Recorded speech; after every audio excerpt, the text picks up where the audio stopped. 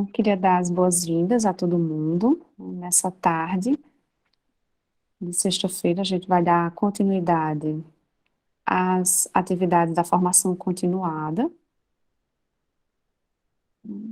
Nessa sexta-feira, estamos com a Clínica das Depressões e Suicídios. Damos, então, início ao segundo módulo das práticas de cuidado em saúde mental da criança e do adolescente em contextos institucionais públicos. Nessa sexta-feira, nós estamos com o tema das clínicas das depressões e do suicídio na adolescência. Teremos hoje como convidadas para estar fazendo a exposição e conversando um pouco com a gente, a Lucielina, é doutora em Psicologia Clínica pela Pontifícia Universidade Católica de São Paulo, uma experiência profissional atual em Clínica da Polícia Civil do Estado do Pará, lotada na Diretoria de Atendimento ao Serviço, ao Servidor. Também é psicóloga clínica da Secretaria Estadual do Pará, lotada na ouvidoria, com experiências profissionais anteriores no atendimento ambulatorial de clínicas e adolescentes que sofrem abuso sexual, no Hospital Universitário João de Barros Barreto, e na Sociedade Paraense de Defesa dos Direitos Humanos. Logo em seguida teremos a professora Alessandra Xavier, que vai entrar somente às 15 horas, e quando ela entrar eu farei a apresentação dela. Lucelina, seja bem-vinda. Meu nome é Carla Renata, eu vou estar mediando juntamente com os outros extensionistas, membros do Programa de Extensão Clínica Estética Política do Cuidado.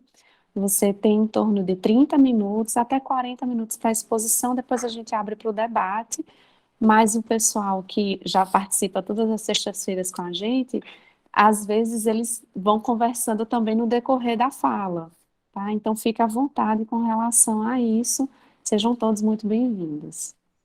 Boa tarde, Helena. Boa tarde. É um prazer. Eu gostaria de deixar vocês à vontade para a gente poder fazer uma roda de conversa, compartilhar. Eu gostaria de compartilhar a minha experiência com vocês. Eu procurei ler, porque nesses 2 anos de pandemia, eu acho que eu me desatualizei, é uma coisa muito dinâmica que está acontecendo com a nossa clínica.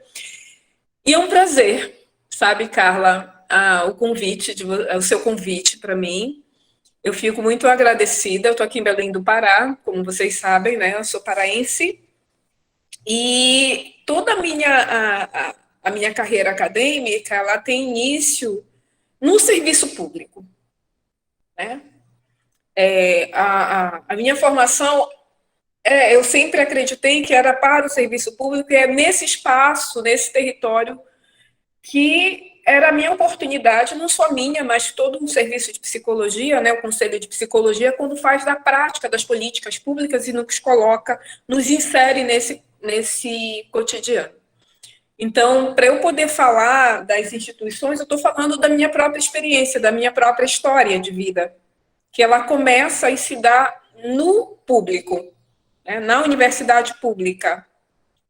E o que é importante, eu gostaria de compartilhar. Então, não fica aberto, assim, eu terminar. A gente tem um espaço de tempo, eu gostaria de conversar um pouco com vocês, e que é isso que eu vou falar um pouquinho também da minha história quando eu fiz o meu doutorado. Eu vou falar um pouco eu acho muito, muito bom quando é prática de cuidado em saúde mental da criança e adolescente no contexto institucional público. Clínica das Depressões e Suicídio. Então, eu iniciei trabalhando no ambulatório público do Barros Barreto, né? Onde eu trabalhei no atendimento, a gente diz assim que é clínica geral, né? Do atendimento diversos, tanto de criança como adolescente. Depois eu fechei e afunilei na questão do Parapaz, que é um ambulatório público de violência, onde eu trabalhei por 7 anos, quase 8 anos. Eu parei agora na pandemia. Na pandemia não dava, né? Eu trabalhei por 8 anos no atendimento sexual de crianças e adolescentes num bairro periférico de Belém, muito grande, que é o Tapanã, mas não era somente abuso sexual. A gente dava suporte para as escolas, no sentido de acontecia alguma coisa, se estava triste, a depressão, a professora percebia, ela nos chamava, ia até a unidade, o ambulatório, e a gente conversava.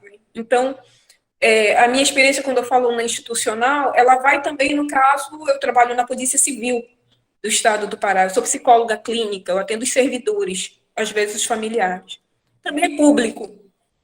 Então, eu começo falando, dizendo assim, que a implantação dos serviços, ou seja, do ambulatório público, no atendimento de crianças e adolescentes que sofreram depressão, suicídio, ou que são vítimas de violências, elas destinam-se a romper a barreira do silêncio, que se interpõe na dinâmica psíquica do sujeito vítima, muitas vezes, de violência. E a violência que eu falo, muitas vezes, pessoal, não é a violência também física, mas a psicológica, que é o abandono, né, que são os maus tratos, que são a falta de afeto mesmo, e bem como a tentativa de superar o trauma. Eu considero que a clínica, como prática de cuidado em saúde mental de criança e adolescente, ele tem como finalidade de garantir os direitos básicos de assistência à saúde física e psicológica de vítimas e familiares, da criança e seus familiares. Porque a gente garante isso, e a gente que é do ambulatório público, que trabalha nas clínicas, é o ECA. A gente tem que estar com o ECA do lado, não só com o ECA, mas nós temos que estar com o nosso código de ética também. É muito importante, porque não deixa de ser uma população que vai demandar atendimento especializado. Então, a minha inserção como psicólogo no ambulatório, ele amplia a construção de diálogos entre as teorias psicanalíticas, que eu me considero, que contribui para o compartilhamento de diferentes saberes teóricos e técnicos. Mesmo a gente eu sei que tem as políticas públicas, tem a pegada da psicologia social, mas quando a gente vai para a clínica,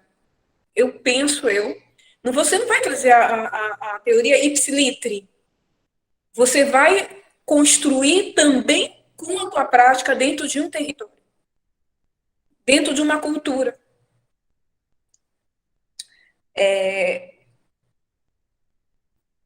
Como eu falei antes, essa complexidade em que eu trabalhava na clínica ambulatorial de um hospital, concomitantemente eu sempre trabalhei em 2 empregos, com pessoas ameaçadas de morte, e aí você pode ser criança. A minha clínica sempre foi muito dessa diversidade. Interessante, né? Eu acho que a construção da clínica não se dá somente numa clínica tradicional. Eu sou da psicanálise, mas eu uso como a pessoa que eu acho interessante, além de eu ter que saber Freud, é Ferenczi. Para eu trabalhar com as questões da atualidade. Porque elas que, na verdade, te questionam sobre a tua prática. A tua prática, os teus atendimentos, elas questionam a tua teoria. E foi isso que me levou a Ferenczi. A clínica, mais uma vez, a minha clínica, ela sempre me interpela sobre os múltiplos fenômenos que a gente, no caso do atendimento à criança que sofre de depressão ou começa a ter umas práticas que podem levar ao suicídio ou ao suicídio, eu sempre, no atendimento que eu estava em Parapasto, atendendo crianças, que não é só crianças que sofreram violências, tá? Mas crianças que, na verdade, começavam a apresentar alguns comportamentos que as professoras diziam assim, tem alguma coisa errada. A ligação do ambulatório com a escola do bairro é muito importante, porque diante de umas situações, muitas vezes, nós vamos à escola fazer palestras e a escola vai até nós. Essa relação de troca é muito importante. Então, para mim, a minha clínica, ela me interpelou quando eu comecei a fazer o doutorado, porque eu peguei uns atendimentos, assim, foi um menino que chegou né? A mãe levou com o sentido de que esse menino teve uma mudança brusca de comportamento, muito brusca. A suspeita era de abuso sexual, mas muitas vezes, dentro desse contexto, eu não conseguia entender por que aquela criança era tão hiperativa no meu primeiro atendimento. Ela mexia em tudo, pessoal. Tudo, tudo, tudo, ela não parava. E isso me impactou, no sentido da minha clínica. Porque eu me perguntei se a teoria, a minha abordagem, ela estava respondendo aquele comportamento. Então, essa é uma forma de eu trabalhar a minha clínica. Eu acho que cada um tem uma estrutura, uma forma de trabalhar, sem desrespeitar a ética, sem desrespeitar todos os trabalhos que o Freud e o que o próprio Ferenczi, mas o Ferenczi me responde na minha clínica, me perguntando o que são esses comportamentos, o que é que essas crianças muitas vezes estão nos falando, não verbalmente, mas através dos seus comportamentos. Então, ele mexia em tudo, e isso me angustiou muito. Então, a clínica, ela me interpela no fenômeno de múltiplas violências, do psiquismo. Então, e como eu conseguiria, naquele momento, dar sentido, ou seja, interpretar os acontecimentos que me possibilitavam essas crianças de brincar, estudar, pensar, trabalhar, do se relacionar livre. Então, é no contexto da clínica e no espaço da clínica, para crianças e adolescentes que, na verdade, eles vão falar do seu sofrimento, da sua dor. Quando a gente fala na depressão, eu estava pesquisando, muitos diziam assim, mas as crianças têm menos, sofrem menos depressão que na clínica que eu trabalho, a depressão para mim é um sinal, é um sintoma, ela está dizendo alguma coisa para ti. Mas ela não vem de uma forma clara como os sintomas clássicos, né, da depressão, no sentido do adulto, mas ela vem modificando o comportamento dessa criança. Elas não deixam também de falar do sofrimento. Essas crianças, elas também são invadidos em todos os seus espaços psíquicos pela energia pulsional intolerável, que é voltado para eles mesmo, para o eu, cujo exagero é retirado das experiências do indivíduo com o mundo. Para mim, o espaço terapêutico, ele é um lugar de reencontro com o sujeito, aquele que cuida, aquele que é cuidado.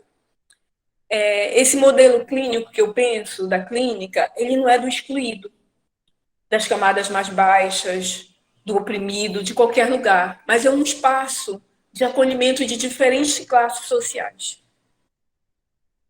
Porque também a gente vai trabalhar nesse sentido. A clínica que eu trabalho no bairro, né, que eu trabalhei por muitos anos nesse bairro, ela vem dotada de falar da questão social, das condições, de não ter comida, de não ter da escola. Mas é poder falar dessa clínica do sujeito. Não é menos, eu não vou trabalhar nessa clínica de forma diferente do qual eu trabalho em outras clínicas, como da polícia, que não deixa de ser público. Mas a minha população é diferente. Então, eu tenho que ver a depressão e o suicídio, quando elas aparecem, é muito recorrente, com um olhar de que lugar esses meninos e meninas estão.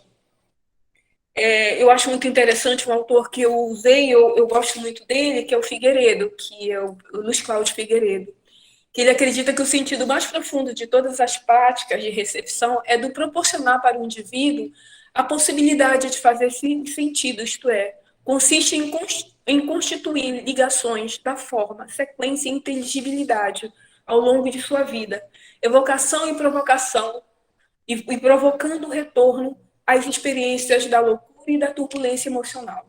Em outras palavras, equivale a construir para o sujeito uma experiência integrada, uma experiência de integração. Então, para mim, no dia a dia, o terapeuta, eu me sentia desafiada na clínica por inúmeros casos diferentes. Como é que na minha clínica a própria depressão muitas vezes ocorre? No Parapaz, a gente sempre era convocada a fazer palestras sobre as questões da sexualidade da criança. E é muito interessante que no final dessas palestras sempre tinha ou uma criança ou um adolescente que me perguntavam, que me chamava fora à parte para conversar no final. E ela dizia que ela estava muito triste.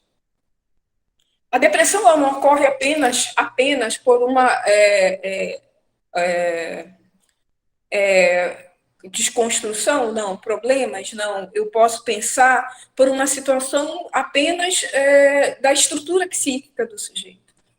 Mas quando eu atendo crianças em determinados bairros, eu preciso ver em construção a vida delas, as necessidades, as dificuldades econômicas, sociais que são reais.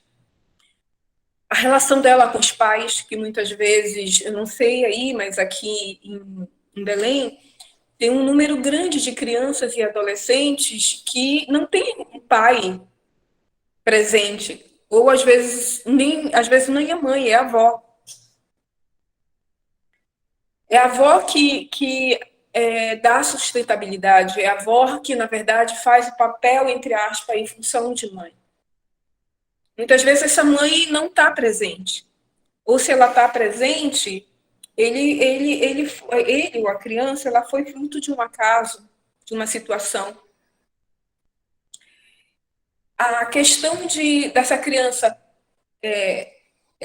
muitas vezes, morar com a mãe, ou ela foi, infelizmente, em algumas situações, não são todas, um produto de uma ficado, de uma relação fugaz e ela nasceu, é interessante que muitas vezes ela chega até nós vinda de escola. A professora que observa. É a professora que disse para a gente que fulana mudou o comportamento. Ela está mais triste, ela está mais calada, ela está sofrendo bullying, ela está tendo uma série de comportamentos em sala de aula que faz com que ela, na verdade, não participe desse momento na escola. E quando a gente muitas vezes chama, e uma das coisas que a gente, como trabalha no ambulatório, a gente não pode perder de vista, é ao atender uma criança, é sempre chamar, no caso de uma criança, chamar o responsável. Conversar com o responsável. Quem pode nos autorizar para podermos atender. Isso nós não podemos perder de vista esse modelo. Com o adolescente, eu costumo chamar o adolescente e o responsável junto na primeira entrevista, para nós podermos conversar. Para o adolescente saber por que ele está ali comigo. Por que a mãe, ou o avô, ou o tio, ou o vizinho, muitas vezes, que pode ser o responsável por esse adolescente, ele está ali. E toda essa intermediação de atender adolescente, também, muitas vezes, ele é encaminhado pelo próprio conselho. O conselho, aqui em Belém, pelo menos até o período de 2 anos, eu não posso falar agora, ele era super ativo, no sentido de receber as denúncias, apresentar e encaminhar para nós.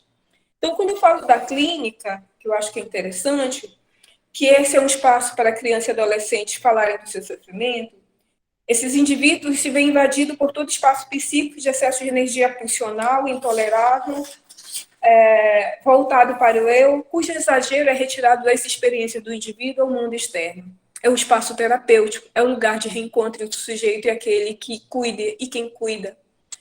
Esse modelo, como eu falei, não é do excluído. Em outras palavras, a clínica, ela nos desafia a partir do caso do meu campo de saber, que é a psicanálise, nos faz uso de dispositivos clínicos, como a escuta, a atenção flutuante, associação livre, transferência, interpretação e outros, para compreender a dinâmica psíquica.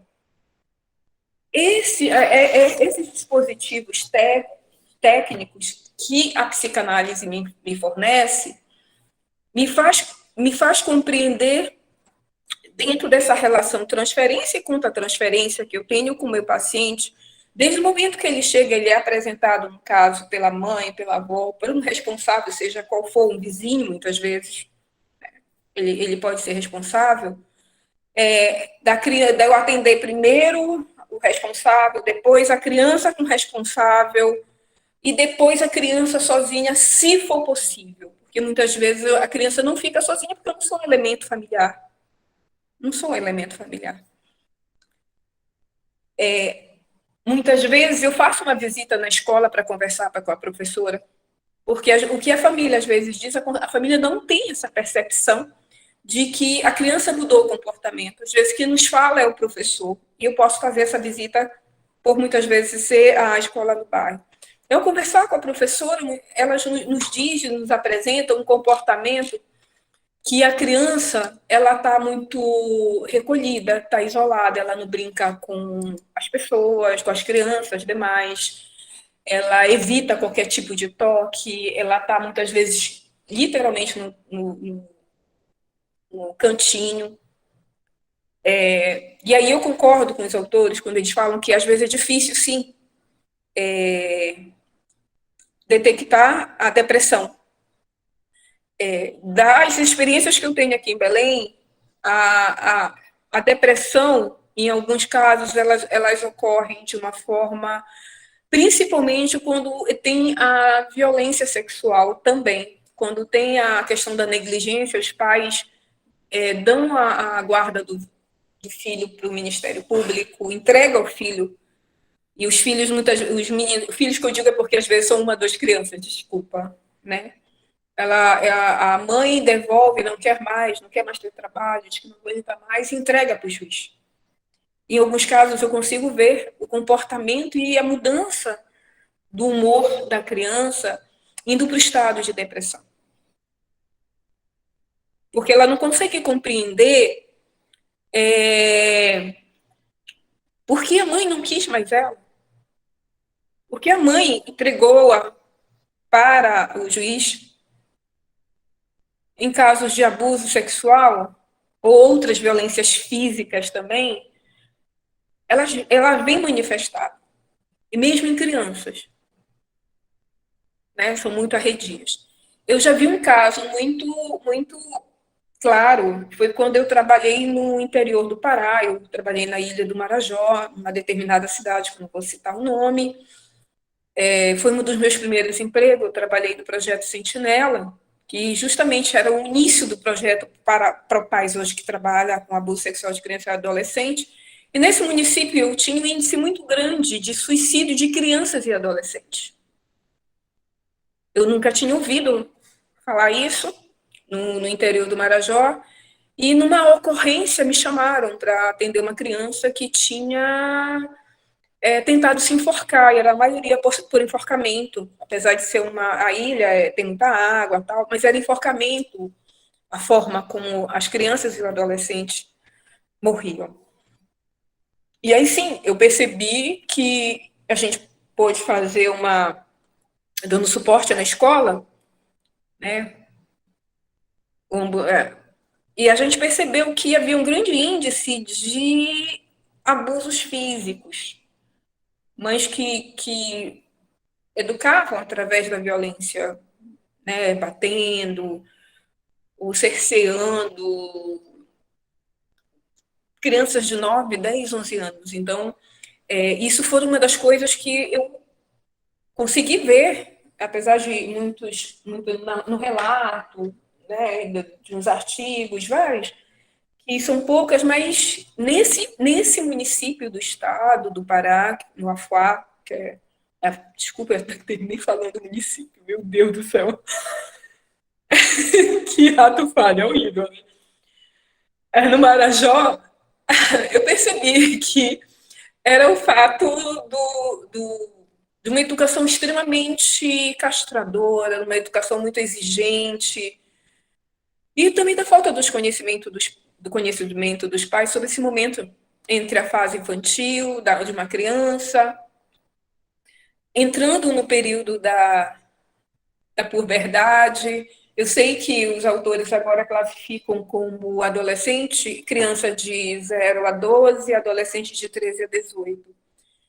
Mas essa fase da criança, eles não conseguiam entender no sentido de que a criança não é um adulto em miniatura, mas é uma criança que é um sujeito que está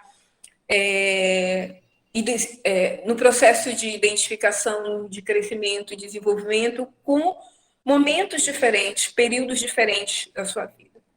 Então, quando a gente fala a respeito da depressão na escola, o professor é um dos nossos aliados muito importante, o psicopedagogo, o professor que está dentro da sala de aula, psicólogo que agora, com a possibilidade de psicólogo e assistente social estarem dentro da escola, acho que vai ser um reforço muito grande para nós. Agora, quando a gente fala a respeito da nossa clínica, ela precisa também ter, é uma das coisas que eu aprendi quando eu pude ler o Ferenczi, que é no contexto da clínica que se abre o espaço para a criança ou adolescente ele falar das suas dores.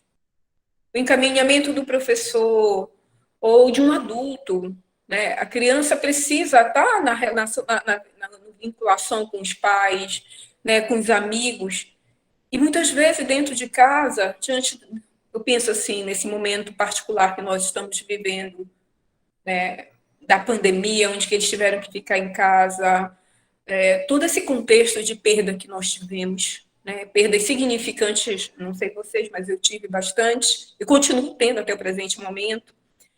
Essa criança, ela tinha suas atividades.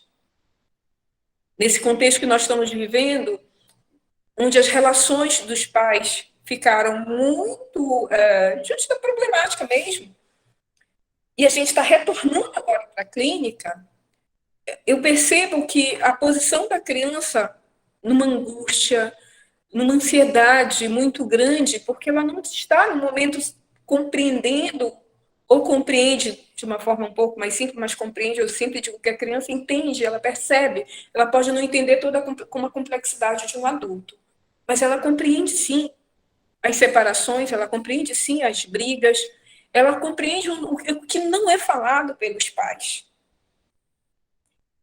E essa criança, ela vai chegar, está chegando até nós um pouco mais complicado no sentido que ela da angústia, do medo, da síndrome de pânico, né? Que para mim não deixa de ser um dos sintomas da depressão. Nesse momento em que questões econômicas e políticas que invade a família no sentido de não ter o que comer, como comer, o que comprar, o que vestir. E elas ficam também impactadas dentro dessa construção. Então, elas chegam até a gente angustiadas, muito angustiadas.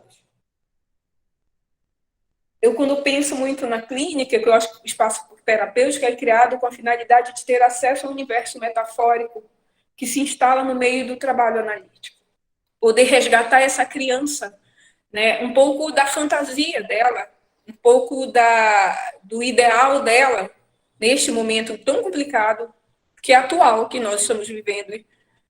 Nós estamos sendo bombardeados de todas as formas. É importante que a gente tenha disponibilidade da escuta para poder compreender esse comportamento e até poder refletir com ela e a criança. Eu acho muito legal que as crianças nos questionam, elas perguntam o que são as coisas. Então, quando fala da clínica da depressão, eu não só falo como o CID e tal, não, mas falar dessa... eu tenho um texto que fala da elasticidade da técnica analítica. A elasticidade é você poder falar na linguagem da criança, poder compreender. Não é você... Eu não estou quebrando as regras da psicanálise, nem a ética, mas eu posso trabalhar a minha teoria nesse espaço de território, para eu poder entender e compreender as causas da depressão nessas crianças. Então, quando eu atendi em um ambulatório, eu percebia várias situações, como, por exemplo, as crianças estavam na escola, ela não conseguia acompanhar o ritmo, que é a dislexia, né? E essa criança se sentia... as crianças, as outras crianças percebem que ela não consegue acompanhar e sofrem bullying. Então, quando você consegue detectar que a dislexia ou dislalia, né, a priori que pode ser somente uma tristeza por sofrer bullying, e desse bullying pode evoluir para a questão da depressão. E pode evoluir no momento enquanto ela é criança, mas pode passar nessa fase, que é a questão da adolescência, nessa passagem, nessa transição de a mudança do corpo, não só do corpo, né, mas da identidade de quem... Essa é a parte das crianças. As crianças, quando eu estava no ambulatório, trabalhando com a questão da depressão, ela vai parecer mais como tristeza, sim, tem traços, mas da depressão em si eu tive no Marajó. No Marajó, para mim, foi mais estranho eu ver comportamentos que foram muito mais suicidas, no sentido dessa interferência nos atos de agressividade, de briga, nesse isolamento, e eu nessas dores que não eram faladas, e porque não eram escutadas nem dentro da escola. Mas isso foi muitos anos atrás, e quando eu trabalho no ambulatório com essas crianças, eu percebo uma parceria maior dos professores na escola, e que isso é muito importante. Porém, eu sempre coloco que a gente não pode jogar somente para cima dos professores, como uma única forma deles que vão dar a resolução. A gente precisa, com muito tato, puxar o pai e a mãe para dizer que eles também são responsáveis pela criança, né? Que eles podem conversar, que eles podem falar algumas coisas para eles da vida. Não precisa ser nua e crua, né? Colocando algumas coisas. Mas a responsabilidade é do pai e da mãe, da avó, da tia, de todo mundo que fazem parte do contexto dessa criança. Quando a gente fala da questão do adolescente, e eu recorri ao ECA, né, para saber da mudança, que ele vai falar agora de 13 a 18 anos, a gente reconhece que não está sendo fácil para o jovem ser jovem hoje em dia. Eu acho que não está sendo fácil. Por ele estar sendo bombardeado por várias coisas. Tem muitas tecnologias que são maravilhosas, maravilhosas, né? Mas também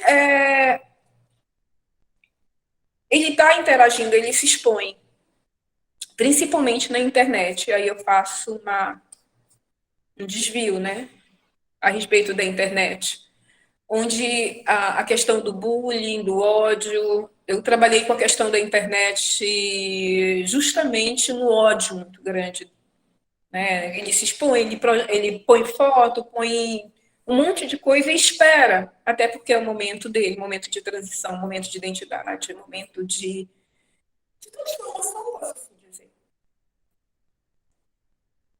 E o retorno que ele recebe, que talvez seja muito importante, dessa projeção externa que ele tem de ser, como é que se diz assim,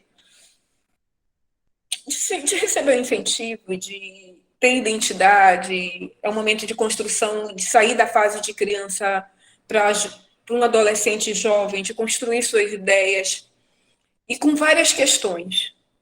Eu, no ambulatório, eu começo a atender, que não era, já tinha, mas não era da minha prática, a depressão vem com muito mais força. Como é que ela vem, Lúcia? Ela vem em forma, muitas vezes, da própria identidade sexual. Da forma que ela não está conseguindo entender os próprios sentimentos, e a angústia, o medo, a ansiedade.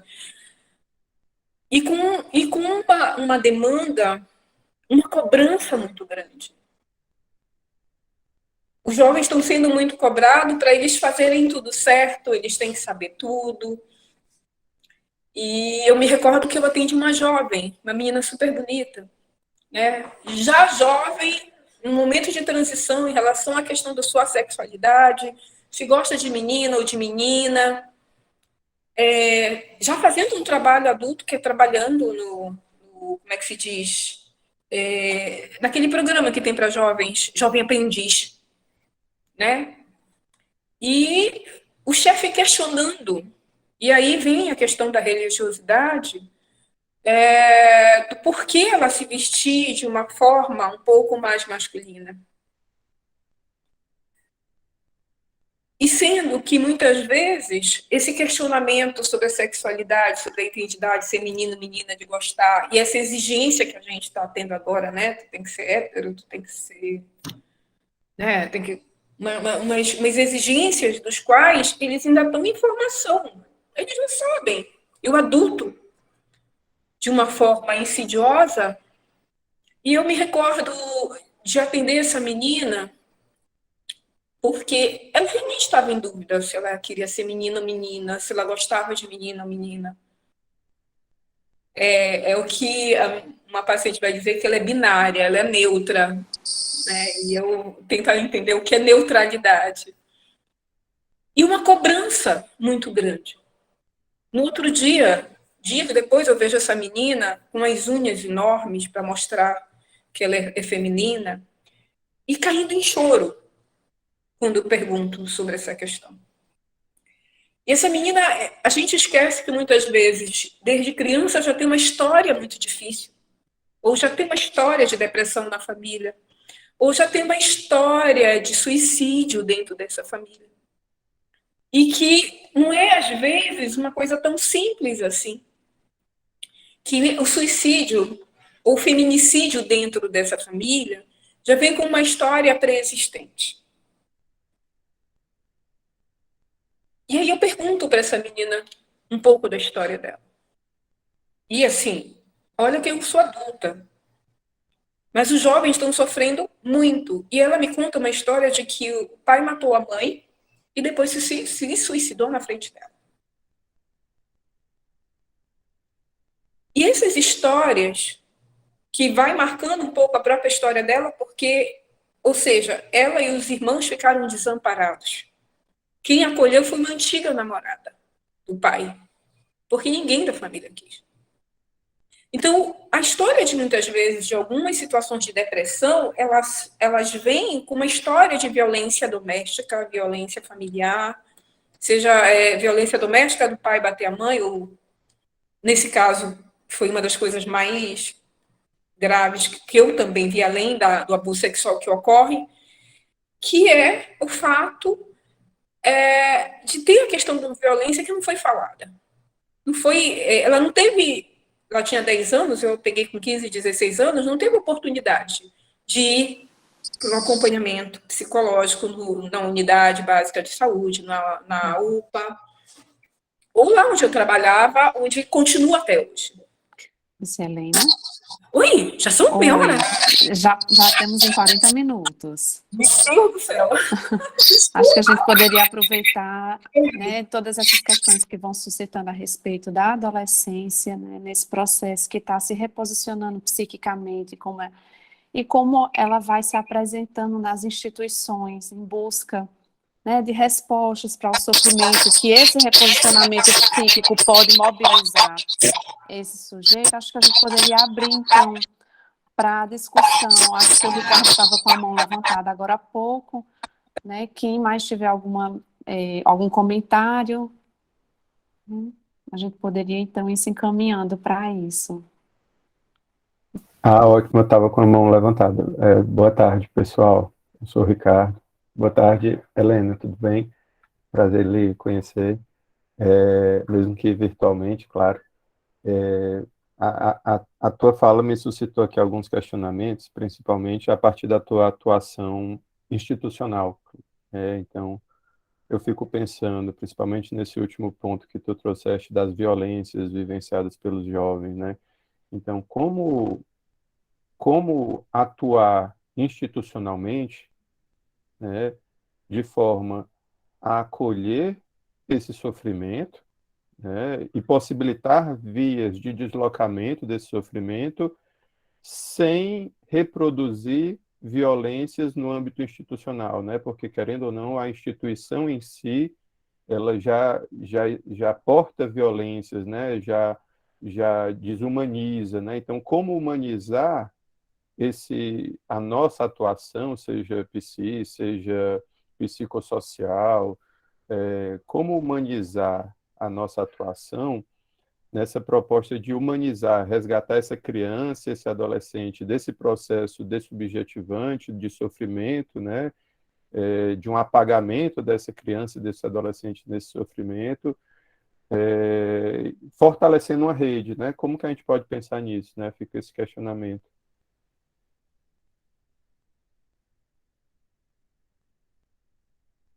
Acho que teu microfone está desligado, Helena.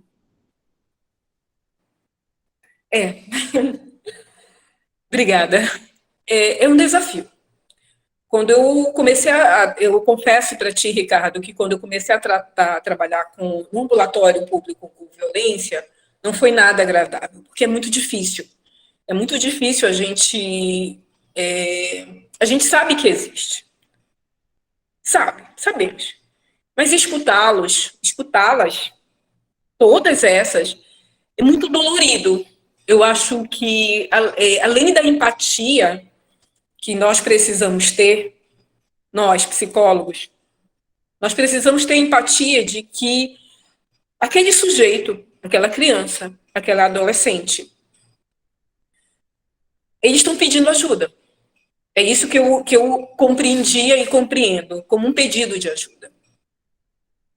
E que a forma de eu, como psicólogo, ajudar, a disponibilidade da nossa escuta, para mim, ela é de suma importância. E a acolhida começa com a escuta. Começa com a forma como tu te posiciona de olhar para esse menino ou essa menina. Olhar para ele como criança. Olhar sentindo e dizer assim, meu Deus, o que é isso que está acontecendo com essa criança? Em que eu posso ajudá-lo? O que eu posso fazer dentro da minha teoria, como psicóloga, para que, além de eu acolher, eu acione a rede. E a rede, para mim, se chama conselho tutelar. A rede, para mim, se chama a própria escola, que a gente pode ir lá conversar e fazer palestra e conversar sobre o que está acontecendo, porque talvez esse seja apenas a ponta do iceberg. Tem outras e outras crianças assim. E eu acho uma coisa melhor, assim, que eu acho que a gente pode. Não está só em nós, como psicólogos. Acho que a gente tem uma corresponsabilidade de eu trabalhar e fazer o melhor dentro do meu trabalho. Mas eu acho que a arte é uma coisa maravilhosa. Ele poder integrar um grupo de arte para fazer alguma coisa, integrar um grupo esportivo, né? Aqui em Belém, além do Parapaz, tinha umas atividades de fazer capoeira, tinha atletismo, tinha futebol, tinha vários. Isso é importante para poder canalizar e sublimar essa energia, muitas vezes, do qual essa criança é vítima e sair desse lugar. Ser de vítima para que, independente se for abuso sexual, senão a gente sabe que vai ter uma rede que vai encaminhá-la para a prostituição. A gente, quando é abuso sexual, sim, porque aqui no norte é muito comum a questão do abuso sexual, por uma história, e a gente está muito perto do Suriname, Guiana Francesa, a gente tem uma história aqui a respeito de tráfico de pessoas. Então, além de olhar com humanidade, independente, muitas vezes, se ele pode ser a vítima, mas ele pode ser o abusador também, a criança. A criança ela pode ser a vítima, mas ela pode também, ela tem esse outro fator, ela pode ser o abusador. Eu já peguei uma criança abusando da outra. Então, a gente precisa ter esse olhar de cuidado, que eu acho que o Figueiredo, eu gosto muito do Figueiredo, do Cláudio Figueiredo, quando ele fala do cuidado, né, da percepção, do fazer sentido, o que faz sentido para essa criança.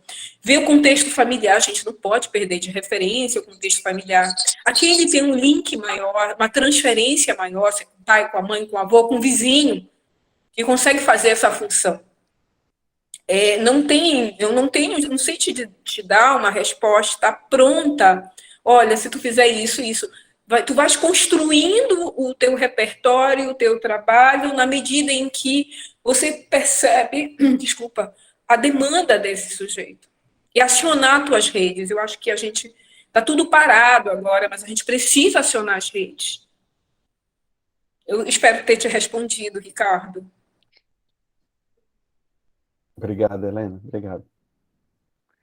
Obrigada, Helena. Essa tua fala me lembrou a respeito de a gente estar aqui num grupo multiprofissional, né, de quando a gente recebe esse adolescente e como ele se apresenta, vem de alguma forma transparecer as diferentes formas de sofrimento, né, as diferentes formas de apresentação desse sofrimento nesse momento que ele tem passado e como, juntamente com os outros profissionais, é possível pensar, eu lembrei agora do projeto Terapeuta Singular, né, quando você falou a respeito da possibilidade de trabalhos junto à educação física, por exemplo, à atividade das artes, enfim, pensar vias outras para que esse adolescente possa estar elaborando e dando destino a essas formas, né? Muito interessante quando parte por essa perspectiva. Acho que o Gui também... Eu acho que você tocou num ponto que é muito importante. A invisibilidade. Eu acho que a pandemia existia. A questão da automutilação, para mim, eu sempre pergunto quando eu vejo os adolescentes se automutilando, porque tem lugares, tem no pulso aqui e tem entre as pernas. Quando eu atendo adolescente, na primeira vez, eu sempre atendo com a mãe. E eu gosto de observar a interação delas até o fim, que vai ser diferente da criança, né? Da criança, eu chamo a mãe primeiro, aí até ele se acostumar comigo, porque eu sou estranha. O adolescente não, eu sempre atendo o adolescente e a mãe junto. Eu quero saber como é a dinâmica deles. E quando a mãe às vezes nem sabe que o filho se automutila, né? E eu sempre peço para estar, por questão, cuidado mesmo, né? Por mais que eu seja mulher, eu tomo muito cuidado. Quando eu estou com adolescente, independente se é menino ou menina, eu atendo com a mãe e eu peço que ela me mostre para mim, um outro lugar que ela se mutila, e que é entre as coxas. E muitas vezes elas estão de calça jeans, você não vê. Então, eu peço para elas virem de short, que elas dizem que se automutilam entre as pernas, e eu peço que a mãe veja também. É um cuidado que eu tomo por questão de tudo, né? E não dá para a gente trabalhar sozinho, pessoal. A gente vai ter que resgatar, eu estava lendo hoje, ECA, a gente precisa resgatar as políticas públicas, fazer uso delas, que nesses quase 6 anos estão do lado. Precisamos resgatar a rede, que a gente não trabalha com adolescente sozinho. Porque entre eles tem vários outros adolescentes. É preciso que eu sempre digo que a automutilação é um indicativo de que alguma coisa está errada. Nenhum adolescente ou criança se automutila se não tiver alguma coisa, uma angústia, uma ansiedade, alguma coisa que é uma forma de manifestação no corpo. Uma vez a paciente disse assim, eu perguntei, mas por que você se cortou aqui? Ela disse, para ver se eu sinto dor. Para saber se eu estou viva ainda. Então, a gente precisa, na escola, a gente precisa não só falar com a professora, e a gente precisa que, como foi aprovado agora, que pode ter psicólogo, assistente social, a gente precisa usar para os colegas fazerem o trabalho, se for possível, dentro da função delas, e a escola. Porque, de fato, para quem mora na periferia, não faz sentido a escola se ela não tiver a escola, os estudos, porque a gente precisa entender que não é da prática e da cultura, às vezes, daquela família, o estudo. Não é minimizando, não é desprezando, pessoal. Não faz parte. Porque o que vai sobressair? As necessidades, comer, trabalhar. ter o ganha-pão. Aquela política pública, né, que foi retirada, o Bolsa Família, que precisa fome dói. Dói. Não vai fazer sentido para ele ir para a escola. Aquele tempo, se ele não pode fazer uma outra coisa e dar sentido à escola. Eu não sei se isso responde, não é uma resposta, a gente vai construir um trabalho. Nós precisamos resgatar nossas redes.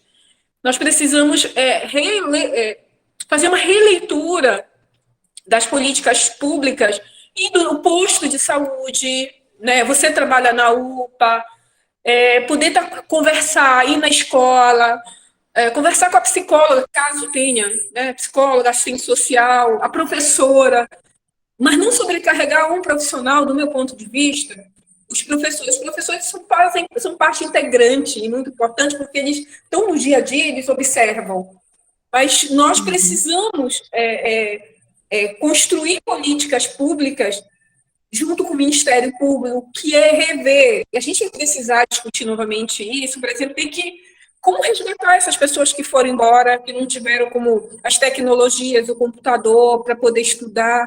Como resgatar, como trazer de volta para a escola? De que forma nós vamos fazer isso? Ou se ele está lá em casa deprimido, um dia desse, eu vi uma senhora aí com a família cozinhando no fogo, né? Sem botijão de gás. Como a gente vai poder dar suporte nisso? Para poder trazer. E muitas vezes não só ela está deprimida, a mãe também. O pai também, porque está desempregado. Muito interessante, né, nesse ponto que você vem trazendo, né, vai muito em direção ao que a Solange também estava comentando aqui no chat, a respeito, né, da importância do contato com a escola, com o lugar de moradia, com o CRAS, né, essa construção desse cuidado em saúde mental com o adolescente que acontece de maneira intersetorial, né, o Gui estava apontando aí para a reconstrução desses vínculos, da necessidade de, depois de ter passado por uma pandemia, a gente ainda está passando por ela, mas de estar no movimento agora em que está de reabertura, esses adolescentes, alguns estão voltando para as escolas, e como é que esses vínculos estão sendo formados, e o que foi que aconteceu durante essa pandemia que deu uma intensificada nesse sofrimento e nas formas em que esse adolescente poderia anteriormente elaborar e teve que encontrar novos meios, né? Isso aproveitando esse momento de discussão, a professora Alessandra Xavier acabou de entrar no chat, né, no Meet. Queria agradecer sua fala, Helena, né, agradecer também as participações. A gente vai dando continuidade para o segundo momento com a professora Alessandra Xavier. Seja bem-vinda. Gostaria de apresentá-la como doutora em psicologia clínica, professora fundadora do curso de psicologia da UES, coordenadora de música. Oi. Não sei se a Helena ainda quer fazer uma fala final aí de fechamento. Eu até tenho. Ótimo. Assim, só agradecer também em nome de todo o grupo, né? Já tanto a sua participação quanto a da Alessandra. Muitíssimo obrigada, né? E, enfim, por todas as questões que você trouxe. A gente teria aqui muitas questões para discutir, certamente, né? Mas, enfim, temos aí a questão do tempo também, né? E, infelizmente, à tarde hoje. Tá? Mas muito obrigada, viu? Eu agradeço a vocês, eu espero que tenha ajudado, né, um pouco na minha fala. Desculpa, passou o tempo tão rápido. E eu vou ficar um tempo com vocês, depois eu vou precisar sair. Mas eu quero agradecer muito pela gentileza, tá? Agradecer por eu participar e trocar ideias. Eu acho que a clínica ela é construída no dia a dia, nós não trabalhamos só. Eu sempre digo isso. Multissetorial, multidisciplinar, trans, nós precisamos de tudo isso para poder tentar dar conta, tentar responder os questionamentos que a sociedade nos faz, os nossos colegas nos fazem, e eu acho que a gente não responde só. Eu acredito que eu sou apenas um elemento para poder dar continuidade, para poder ajudar. Eu agradeço muito pela confiança, agradeço muito pelo respeito. Vou ficar aqui um pouquinho com vocês. Tchau, tchau. É mais, obrigada, Helena. Obrigada pela fala e pelo tempo com a gente. Então, dando continuidade, bem-vinda a professora Alessandra Xavier, vamos dar início à sua fala, então. A professora Alessandra Xavier é doutora em Psicologia Clínica, professora fundadora do curso de Psicologia da UES, coordenadora do NUSCA, Núcleo Interdisciplinar de Estudos, Pesquisas e Intervenções sobre a Saúde da Criança e da Adolescência, membro do Núcleo Cearense de Estudos sobre a Infância e Adolescência, no CEPEC, integrante da Comissão Permanente Intersetorial de Políticas Públicas de Prevenção ao Suicídio do Estado do Ceará, membro do Programa Vidas Preservadas do Ministério Público do Estado do Ceará e autora de livros e artigos sobre desenvolvimento humano, psicanálise, psicoterapia e suicídio. Da mesma forma como fomos no início, professora Alessandra, você tem em torno de 30 a 40 minutos para a exposição de fala, conversar, depois a gente abre para um debate, o que não invalida caso alguém queira fazer algum comentário, fazer alguma fala, né, também é muito bem-vindo. Seja bem-vinda, professora. Muitíssimo obrigada pela acolhida. Estão me ouvindo bem? Sim. Muitíssimo obrigada pela acolhida, querida Carla Patrícia, né? Gratidão, honra pelo convite, né? Que alegria estarmos aqui para poder falar de algo tão valioso. Eu sempre acho que nós vivemos uma crise ética de cuidado na contemporaneidade, então estarmos aqui reunidos para falar sobre cuidado é algo muito especial. Helena, peguei um pouquinho só do final de sua fala, gostaria de ter podido assistir desde o início, mas estava envolvida com outros compromissos, mas já vi que vamos fazer uma fala em sintonia, porque isso é o que eu reitero nas minhas falas, a importância do cuidado só poder ser feito de forma intersetorial, multiprofissional. Não dá para a gente pensar a adolescência descolado da importância dos cuidados com os coletivos, do cuidado com a família, da articulação com o CRAS, com o CREAS, com o NASF, com equipes da saúde da família, com escola, né? Todos os guias internacionais de prevenção ao suicídio apontam a escola como o espaço privilegiado das ações de prevenção. Não dá para a gente descolar o sofrimento desse sujeito, uma compreensão do sofrimento, né, desse sujeito, um sofrimento, quando a gente fala na questão do suicídio, ele é um dos sintomas do mal-estar, ele é uma das manifestações de um sujeito que está sofrendo, e esse sofrimento, ele precisa ser compreendido porque é um sofrimento muito especial, é um sofrimento complexo, não tem soluções rápidas e mágicas, né? Helena, eu sei que eu não estou nesse lugar de fala, mas quando a gente olha os indicadores, por exemplo, 6 de cada 10 adolescentes que tentam suicídio são negros.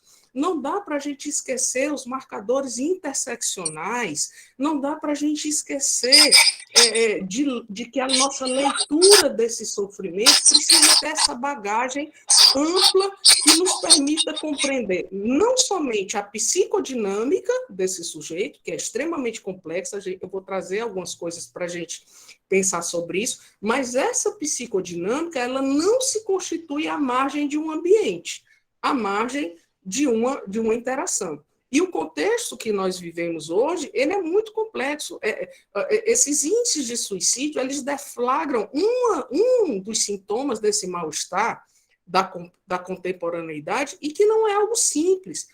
Antes da gente pensar as questões da questão do porquê que alguém resolve não é capaz de sustentar, a gente precisa entender o que é por base. E qual é a base? O que é que faz alguém ser capaz de sustentar a vida? O que é preciso para que alguém se sinta capaz de viver, capaz de sustentar a vida? E isso é muito complexo. Se a gente pega uma doença, e é doença mesmo, como a Covid, que tem um fator etiológico, SARS-CoV, que a gente sabe, tem um fator etiológico. Esse caos, a gente há 3 anos, sem saber como faz, o que é que maneja, bota para lá, bota para cá. E observamos como a grande dificuldade é a gente conseguir intervir num manejo de comportamento, e um comportamento que envolve 3 coisas muito simples: máscara, álcool em gel e um distanciamento de 1,5 metro. Se isso é tão complexo, né, imagine algo de um campo do sofrimento que a gente não tem um fator etiológico. A gente tem uma multiplicidade complexa. O sofrimento humano tem uma complexidade avassaladora. Eu queria começar colocando três imagens. Uma é um videozinho muito simples, de 30 segundos, que eu espero que eu consiga passar aqui para vocês, que é uma coisa que eu gosto... que eu gosto muito, né? Assim, que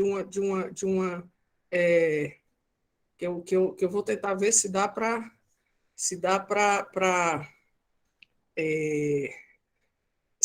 colocar aqui para vocês, né? Nesse lugar, né? De partilha, né? Porque às vezes a gente tenta partilhar aqui um negócio, mas não dá muito certo. Então, deixa eu ver se eu consigo visualizar aqui, mostrar aqui para vocês. Deixa eu ver aqui. Vamos ver se dá certo.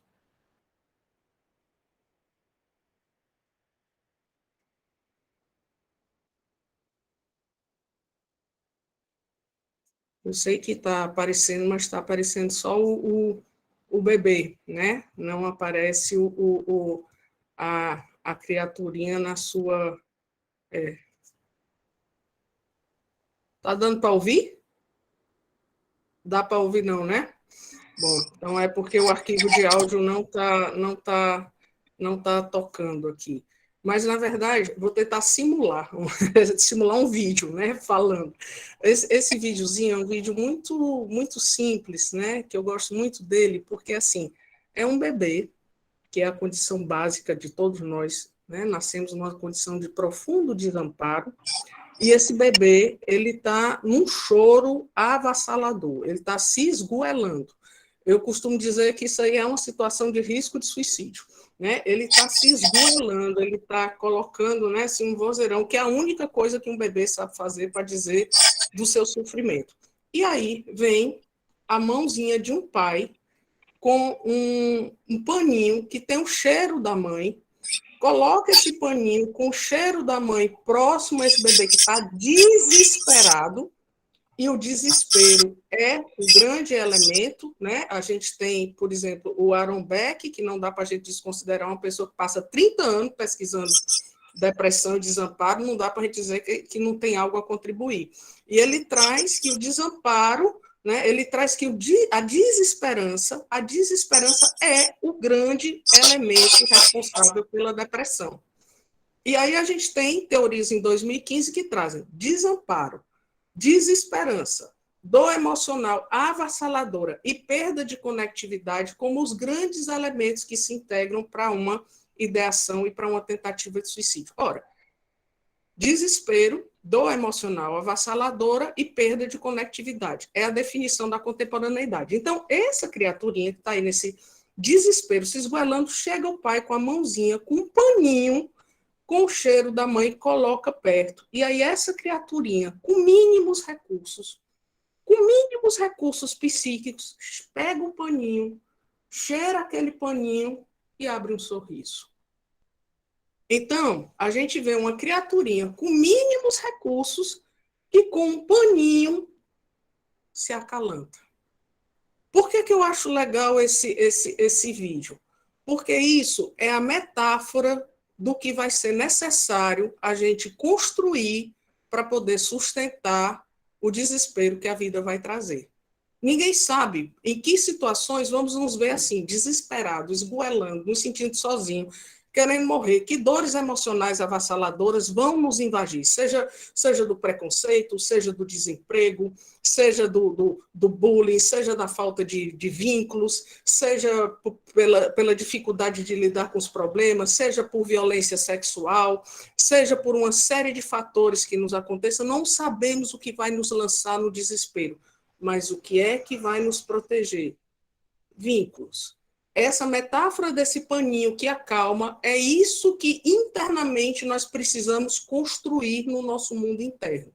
Quando a gente está desesperado, é a esse paninho que a gente precisa recorrer que vai nos acalmar. Esse paninho que vai vir de um cuidado, que vai vir de uma empatia e que vai vir da construção de recursos psíquicos internos que nos permitam sobreviver à dor, à angústia, ao desespero, às perdas e aos desamparos. E que é cada vez mais difícil de ser construído. Porque isso não se compra, isso não se vende, isso não é rápido, isso não é fácil, isso só é construído a partir da interação com dois seres humanos. Não tem plataforma de YouTube, não tem aplicativo, não tem coisa que faça construção de recursos psíquicos que não passe por uma interação com o ser humano. Aí tem uma outra coisa, que é assim, esse aqui acho que agora esse outro aqui não passou, né? Vamos aqui para esse aqui. Pronto. Esse aqui, eu gosto muito dessa imagem, porque eu acho que tem a ver com esse ambiente contemporâneo para o adolescente. Essa aí é uma imagem que está nas cantinas, né, de escolas, de universidade, que sinaliza essas idealizações que são postas para o sujeito na contemporaneidade. E eu vou falar por que é que essas idealizações são elementos tão adoecedores quando se engancham, né, com a questão superegóica, com a questão das idealizações narcísicas, e por que são tão promotoras de morte interna. Porque isso aí é o que, idealmente, né, enquanto instância cultural idealizada, diz que as pessoas precisam atingir para elas serem amadas e para elas poderem viver bem, sendo dignas de amor, respeito, consideração e inserção social. Então, veja, primeiro, já entra uma ideia de que é possível um ser humano passar em tudo sem deixar passar nada. Muito obrigada, Nayara, um prazer estar aqui. Essa ideia, que é um grande equívoco, mas que a gente cai. A gente adulto cai, imagina os adolescentes. Essa ideia de que é possível você dar conta de tudo, de que é possível você ser perfeito, de que é possível que é possível essa vivência onipotente, que é possível dar conta de tudo de uma forma com um pensamento mágico, que é possível ter uma vida sem frustrações, que é possível, nossa, que lindo, que é possível a um sujeito humano se despojar da sua humanidade. Olha que contrassenso. Então, vende-se essa ideia de um sujeito onipotente, incrível, fantástico e perfeito. Olha essa imagem, né? Quem é esse sujeito que pode passar em tudo sem deixar passar nada? É o sujeito que ele vai para a academia, que ele faz ginástica, que ele toca música, que ele é masterchef, que ele pratica exercício, que ele lê todos os livros, que ele dá conta de todas as publicações do Instagram, que ele está atualizado nas redes sociais, que ele tem 1 milhão de seguidores, que ele já montou a startup que ele vai ter com 22 anos, onde ele vai ganhar o primeiro 1 milhão, que ele é cis, branco, heteronormativo, que ele dá conta de tudo, que ele é lindo, que ele é bonito, que ele é transado, que ele é fashion, que ele faz todos os artigos, que ele dá conta de 12 disciplinas de matemática somente, que ele tem uma rede social incrível, fantástica, que ele é tudo isso. E que se ele não consegue, o problema é individual. A gente tem uma fragilização da compreensão de que a sobrevivência é algo que precisa do coletivo. Nós tivemos fragilizações terríveis dos coletivos que são tão importantes para a vida de uma forma geral. E aí vende-se ainda uma ideia que se essa criaturinha não consegue tudo isso, o problema é dele. E é um fracassado. E é um fracassado porque se ele tivesse 5,99, ele seria capaz de dar conta de tudo isso.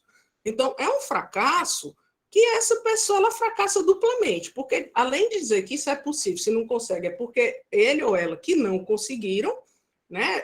Isso é acessível para todo mundo, isso é possível para todas as pessoas darem conta disso, e se não, poderia ter 5,99 que poderia aditivar a conquista dessas coisas. Estou só apresentando algumas coisas para a gente ir para frente.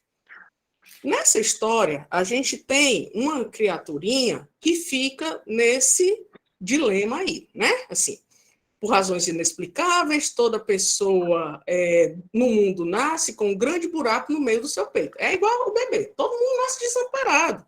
Não nascemos super-heróis, não viemos de Krypton, né, e chegamos aqui e temos superpoderes porque o sol vai nos iluminar e a gente vai ser capaz de voar, de ter raio laser, de ser imortal. Não, como nascemos humanos, a falta é estruturante, o desamparo, sentiremos dor, sentiremos frio, sentiremos medo, sentiremos angústia. O nosso grande desafio humano é construirmos recursos para lidar e viver com a nossa humanidade. Então, e dói, né?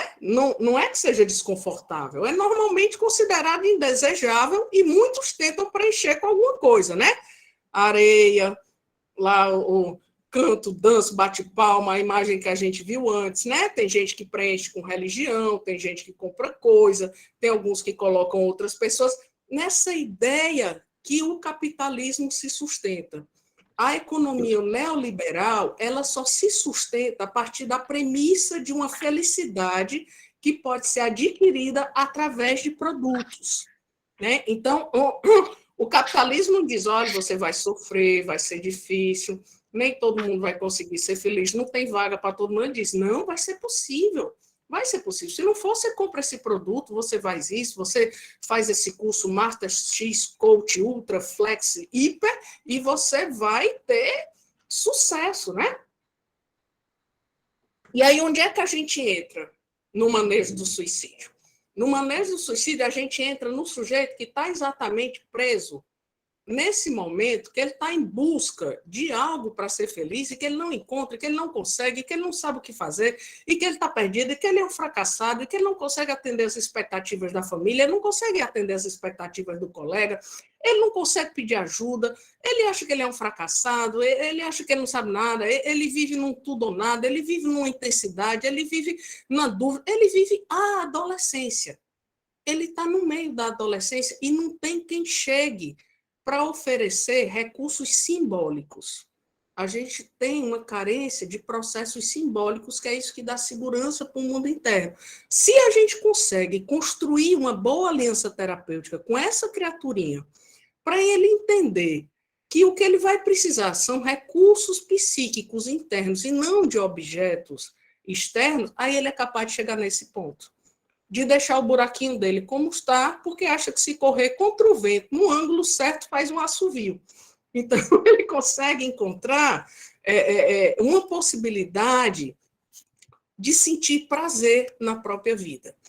E aí, eu quis fazer essa pequena contextualização para a gente entender que quando os adolescentes chegam para a gente, eles estão sofrendo por uma sensação ou de vazio, ou por uma sensação de incompetência, eles estão sendo atordoados pela dinâmica pulsional, né? Esse é o meu olhar de psicanálise, eles estão sendo atacados pela pulsão de morte, eles estão sendo atacados porque as idealizações, eles não dão conta, muitos trazem um contexto de violência sexual, de bullying, muitos trazem um contexto de violência doméstica, muitos trazem um contexto de família com transtornos mentais que não recebem o acompanhamento e o cuidado adequado.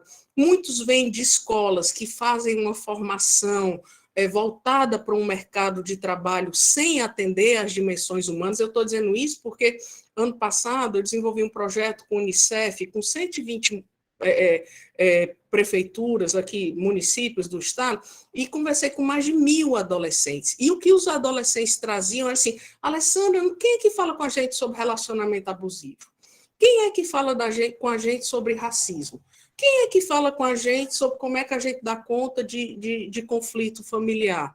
Quem é que fala com a gente como é que a gente lida com a ansiedade por não conseguir tirar as notas que a gente tem? Então, a gente vê conflitos familiares, a pressão da escola, a questão das violências, as questões de gênero, como os grandes elementos pulsantes das questões adolescentes, mas que não encontram diálogo, não encontram possibilidades de trocas, né, diante dos seus pares, nem diante de outros adultos, né, nem diante de outras pessoas que que possam ouvir, né? Quem é que escuta esse adolescente? Então, assim, quando alguém chega dizendo que a vida está em alguém que chega dizendo assim, minha vida está em crise, né? E muitas vezes tem a dificuldade que, eu costumo dizer assim, adolescente, uma das coisas mais comuns, não sei, é você conversar com eles assim, né? Olhando para baixo e mexendo de ombro. Porque a maioria não confia nos adultos. Porque os adultos, às vezes, é má vontade, não compreende. E os adolescentes, eu costumo dizer que eles têm uma espécie de scanner. Eles têm um scanner psíquico. Eles identificam em quem ele pode confiar. Se ele não sentir verdade na abordagem do profissional, não adianta. Eles não vão vincular, eles correm léguas. Então, a gente precisa ser capaz de traduzir esse sofrimento, que nem eles sabem o que é que eles estão sentindo, né? O que é que essa criaturinha está precisando de intervenções no campo da escola, da assistência, da saúde, de esporte, de lazer, de cultura, de família? Quais são as questões urgentes a curto, a médio e a longo prazo? Que outros profissionais eu preciso incluir nesses cuidados? Como é a avaliação psicodinâmica dessa pessoa, né? Um outro aspecto fundamental, gente, é uma tecla que eu insisto, não dá para a gente cuidar de alguém se a gente não cuidar da gente. E o sofrimento psíquico não é algo que a gente fica indiferente.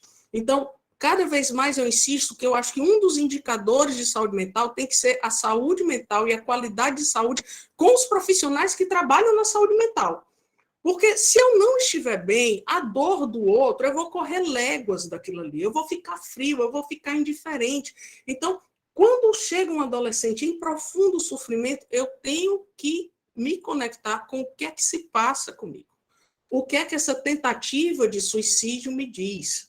O que é que esse sintoma desse adolescente ou dessa adolescente expressa que não encontrou outras alternativas, né? Porque quando alguém pensa que a única alternativa é sumir, e aí isso tem a ver com as experiências do medo do colapso que eles estão experimentando, a sensação de desintegração do eu, a revivência da conflitiva edípica, uma dificuldade de poder integrar numa estrutura egóica que sustente a vida. Então, esse sujeito não tem esses recursos internos psíquicos para dar conta desse sofrimento. Quando ele não tem os recursos psíquicos que exigem uma elaboração, que exigem uma sustentação de espera, que exigem uma criatividade, que exigem uma confiança no outro, que exigem uma capacidade de encontrar alternativas para os problemas, que exigem uma capacidade de uma rede de apoio, quando eu não tenho isso, aí a tentativa de suicídio no real do corpo se coloca como uma possibilidade. Então, como é que a gente compreende esse lugar, por mais absurdo que possa parecer, mas assim, como é que a gente entende a tentativa de suicídio como um pedido de ajuda e de vida na adolescência? O que é que esse sintoma expressa que não pode encontrar outras alternativas e que é uma tarefa nossa poder ajudar esse ou essa adolescente a reconstruir uma capacidade de esperança, de criação, de vínculo e confiança no outro, confiança no mundo, confiança em si. Quais são as fantasias presentes nesse comportamento?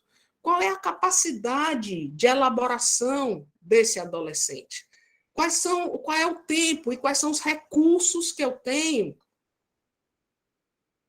para empreender esses cuidados que não são rápidos, não são simples, não podem ser superficiais, demandam tempo, demandam um projeto terapêutico singular que precisa de tempo, precisa de acompanhamento. Isso é um grande problema, né, no campo das políticas públicas. Eu estou falando de políticas públicas, né, que é exatamente a questão da continuidade. A gente tem, às vezes, rotatividade de profissional. Como é que a gente mantém vínculo com rotatividade de profissional? Como é que eu que estou precisando do outro para confiar, para manter uma continuidade de cuidados, que muitas vezes o adolescente torna a gente o guardião daquilo que ele consegue ter de constância e de presença dos seus objetos bons, para que a gente seja o lembrete daquilo que de bom ele guarda e que a gente precisa fazer essa sustentação de memória externa para que ele possa beber de vez em quando e ir reconstruindo a sua memória interna. Como é que ele sustenta isso? Se esse objeto externo muda toda hora. Se a gente não tem uma continuidade do profissional no serviço e esse projeto terapêutico, ele não tem uma continuidade. Quais são as fantasias presentes nesse? O que esse adolescente está querendo matar? Está querendo matar as idealizações da cultura, está querendo matar as idealizações dos pais, está querendo matar, né, as idealizações da escola, está querendo matar a sensação da própria impotência de não dar conta disso, eu não dou conta do que exigem de mim. Então, eu vou tentar o meu último recurso de potência nessa vida, que é fazendo alguma coisa que eu posso comigo mesmo. Qual é a capacidade da elaboração dele, né? E como é que a gente fortalece Obrigada, Gislane. Se tiver chato, se tiver confuso, se tiver rápido, vocês vão me sinalizando, tá? Como é que a gente fortalece com esse adolescente a aliança terapêutica? Porque essa aliança terapêutica é um dos elementos, né? Dependendo da sua vertente teórica, aliança terapêutica, transferência, vínculo, porque esse é o elemento basilar da construção do mundo psíquico de alguém. O mundo psíquico de alguém não vem no DNA, não vem, né, pelos compostos bioquímicos, embora isso seja muito importante, mas essa construção que vai passear pelo olhar, pelo holding, pela acolhida, pela escuta, pelo suporte da destrutividade, pela construção das fronteiras psíquicas, pela relação de como é que eu aprendo a lidar com a minha destrutividade, né? Esse mundo só se faz na relação com o outro. E aí, eu sempre, né, faço esse bate-volta. Essas fantasias presentes nos adolescentes também vão nos envolver. Muitos deles e delas vão trazer a fantasia de que vão nos destruir, de que vão nos fazer mal, porque já é isso que muitas vezes eles trazem da escola, da família, de que ele não presta, de que não tem jeito, que vai matar o pai, que vai matar a mãe, que é um tormento, que não serve para nada, que só dá desgosto. Então, eles vêm com essa fantasia de que assim, ela quer fazer psicólogo não serve para nada, eu não vou não tem jeito mesmo. E quanto mais o vínculo vai se fortalecendo, mais eles ficam assustados, com medo de causar danos a gente, né? Tinha adolescente que eu atendia online, aí o menino tossia, botava a mão na boca e dizia, me desculpa, né? Eu dizia assim, não, você não vai me passar Covid, você não vai me fazer mal, você não vai me destruir. Veja a cobrança da criatura já com tanto medo de destruir, porque parece que ele destrói tudo que é importante, ele destrói tudo que ama, ele não presta, não sabe fazer nada. Então, a gente precisa trabalhar essas fantasias, né, da destrutividade que vão nos fazer mal. Mas, para isso, nós precisamos ser capazes de nos sentir bem para que a gente possa sustentar a agressividade, para que a gente possa sustentar o mal-estar, para que a gente possa sustentar a inveja, para que a gente possa sustentar a raiva, para que a gente possa fazer um manejo com a família que eles não conseguem dar conta. E muitas vezes a tendência da gente é de querer abandonar, porque a família é tão difícil, às vezes a gente quer abandonar aquele caso porque não suporta a família, aí o adolescente pensa, nem aquela pessoa suportou a minha família, como é que eu vou suportar, né? Então, esse lugar da gente poder continuar vivo. Precisamos fazer uma manutenção muito cuidadosa do setting. Quanto mais vinculados, quanto mais assustados, essa manutenção do setting ela precisa ser muito, mas muito atenciosa, né? A gente precisa cumprir rigorosamente com o que a gente promete. A gente precisa dar espaços para que apareça toda angústia, todo desespero. A gente não pode potencializar culpas, a gente não pode fazer julgamentos, a gente não pode substituir essas idealizações dos pais pelas nossas idealizações de cura, de bem-estar, né? É muito importante que a gente possa se colocar num lugar de ampliação e de acolhimento para o não saber, para os limites, para a nossa ignorância, para uma escuta livre. É muito importante que a gente não faça as nossas projeções narcísicas sobre os adolescentes, né? Que a gente não desvalide, né? Que a gente não desqualifique, que a gente não faça essa desvalia, né? Como o Ferenc lembra, das questões emocionais. É muito comum a gente ver adolescentes que já chegam com essa história do ombro, porque já está acostumado que ninguém escuta, que ninguém vai se importar. Olha, eu atendi uma vez uma adolescente de 17 anos, ela chegou para mim e disse assim: Alessandra, é a primeira vez que alguém pergunta: oi, Regina, é a primeira vez que alguém chega para mim e pergunta o que é que eu acho, como é que eu me sinto em relação a algo. Ninguém pergunta. Ninguém quer saber. Ninguém quer saber. Falam de mim como se eu fosse um abajur. Ficam falando de mim, eu ali, mas não me escutam. Acham que é besteira, o que eu tenho para dizer não é válido. Né? E aí tem um elemento terapêutico muito valioso, que é a gente também não olhar para esses adolescentes com um olhar de vítima, com um olhar de empobrecimento, da gente se lembrar que qualquer pessoa, por mais vulnerável que esteja, pela situação de crise mais avassaladora que esteja, qualquer pessoa tem dentro de si, né, se chegou até aquele ponto, se sobreviveu, algum cuidado essa pessoa recebeu e algum recurso interno, protetivo e valioso essa pessoa tem. E que muitas vezes ela não reconhece, ela não sabe nem onde é que está, mas que é importante a gente valorizar e a gente potencializar. Esse é o lugar, né? Esse é o lugar legítimo do empoderamento. Esse é o lugar importante do protagonismo. Às vezes fico com muito receio, porque eu vejo algumas estratégias que confundem empoderamento e protagonismo com abandono, que é aquele lugar do se vire, faça você mesmo, vá. Todos precisam de ajuda, né, para poder se conectar com esses recursos internos. É valiosíssimo, né, que num caso desse a gente possa, né, aí estou fazendo um recorte para a área pública, que a gente possa se conectar com a atenção primária, com o NASF, né, com os CAPs, com o CREAS, com o CRAS, com a escola, para fazer a discussão de casos, para construir os projetos terapêuticos, para construir os fluxos entre os serviços, que a gente tenha as ações de matriciamento, que a gente possa ter o apoio, né, dos ambulatórios especializados, que a gente possa ter orientações para manejo clínico. A existência da supervisão, ela é fundamental, né? Ela é fundamental, a existência da supervisão, para o profissional poder ter apoio para lidar com algo que é muito complexo. A gente precisa de uma sensibilização nas escolas para que os adolescentes procurem, né, a atenção básica. A gente precisa da articulação da atenção básica com o CAPS e com as escolas.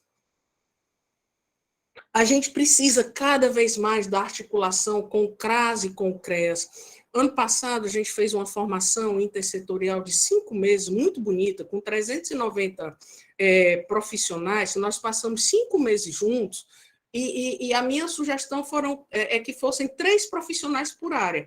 Então, a gente passou 5 meses com um profissional de cada área por município. Eram 390 profissionais, foram 90 horas aula, era um encontro toda semana, era um profissional da assistência social, um profissional da saúde e um profissional da educação. Porque se a gente não pensa o fenômeno junto, a gente não vai conseguir fazer as intervenções nem os projetos juntos. E aí foi muito interessante, porque a maioria nunca tinha discutido, nem ouvido ninguém falar sobre os impactos do racismo estrutural na saúde mental. A gente ouviu uma pessoa trans falar sobre os impactos da questão de gênero na saúde mental e de como isso era importante. Então, nós fizemos um apanhado de uma série de temáticas complexas, difíceis, mas que às vezes a gente não acha que isso impacta numa produção de sofrimento de um adolescente, né? Isso, embora seja redundante, mas na hora que a gente tem eu acho que não tem nada pior do que a gente precisar discutir a humanização na saúde, né? Porque, para mim, a humanização eu nem precisaria discutir, já era para ser uma coisa implícita, de saída, né? Mas a gente precisa entender a necessidade do respeito, da empatia, de garantir um ambiente seguro, de ter uma supervisão, de sempre envolver a família, mas preste muita atenção, porque muitas vezes a família é o grande elemento de promoção de sofrimento, principalmente quando há violência sexual, quando há violência doméstica, quando há... Então, nem sempre chamar a família de origem, o pai e a mãe, é a melhor estratégia. É muito importante perguntar para o adolescente quem é, né, do ambiente familiar, ou às vezes é algum professor, em quem ele confia. Às vezes vem um padrinho, às vezes vem uma madrinha, às vezes vem um tio, às vezes vem uma avó. Quem é a pessoa que ele confia, né, que pode ser parceiro nesses cuidados, né? Eliminar os meios de autolesão, mobilizar esse apoio social de amigo, de família, de namorado, de namorada. As lideranças religiosas precisam ser envolvidas nesses cuidados. As lideranças religiosas precisam ser sensibilizadas para serem parceiros nos cuidados, porque só para um pequeno recorte, né? Nos dados do meu doutorado, a gente observava uma prevalência de 80% de ideação suicida moderada em adolescentes que faziam parte da população LGBTQIA+, e eram evangélicos. Então, a gente observa como tem um elemento que a gente precisa trazer, né? Os líderes religiosos, até porque eles são elementos fundamentais nesse processo de organização psíquica, né? A gente precisa fortalecer, porque os elementos de identificação passam pelos elementos da conexão com o transcendente. A gente precisa mobilizar professores, mas não é só mobilizar e trazer essas pessoas, colocar a situação, vê-los desesperados e dizer, ajuda. Não, essas pessoas elas precisam receber também suporte para saber como fazer para poder ajudar, porque a maioria também está tão desesperada e angustiada, e às vezes passando pelos próprios problemas, que não sabe como fazer isso, né? Então, a gente precisa também mobilizar o apoio social, mas também ajudar esse apoio social a ter recursos para poder fazer os cuidados, né? Entender o que é que pode fazer, que não pode hostilizar, que pode conversar, né? Que tem que ficar atento para ver quais são os elementos que causam mal-estar. Com os adolescentes, a gente vai trabalhando, a gente vai explorando. Oi, Solange, quer falar? Levantou a mão, não sei se é para intervir algo agora ou se foi um equívoco. Bom, vou continuar, se for, você diz, né? Então, assim, entender que essas razões para viver precisam ser exploradas, né? Entender que tem uma ambivalência na conduta suicida, que se tem um lado que quer morrer, mas tem um lado que quer também viver, porque faz parte da própria psicodinâmica, né? Ajudar esse adolescente a identificar na comunidade, no território, que elementos, né, podem ser fontes, né, de ajuda e de cuidado, enfatizar essa importância de pedir ajuda, mas não basta enfatizar, a ajuda tem que estar disponível quando aquilo for feito, né? Tem que ter canais de ajuda, principalmente nas situações de crise, que funcionem de forma 24 horas, né? Entender que esse sofrimento, ele deforma os pensamentos, deforma os sentimentos, mas que esses cuidados, quando bem realizados, eles podem funcionar como elementos protetivos que ajudem esse adolescente, né, a poder se reconectar com seus projetos de vida. Aí é preciso paciência, tempo, curiosidade, disponibilidade para aprender. A gente precisa ter disponibilidade para errar, para correr riscos, né?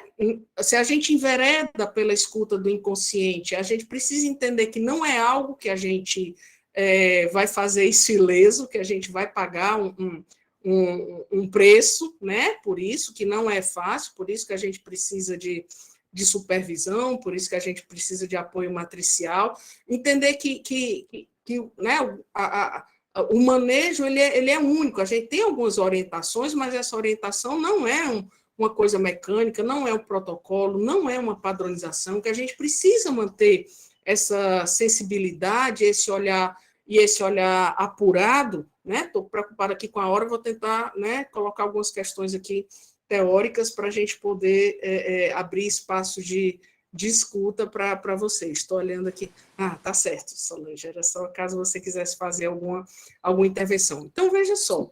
Carla? Oi? Oi, Alessandra. A tua fala está extremamente interessante e rica.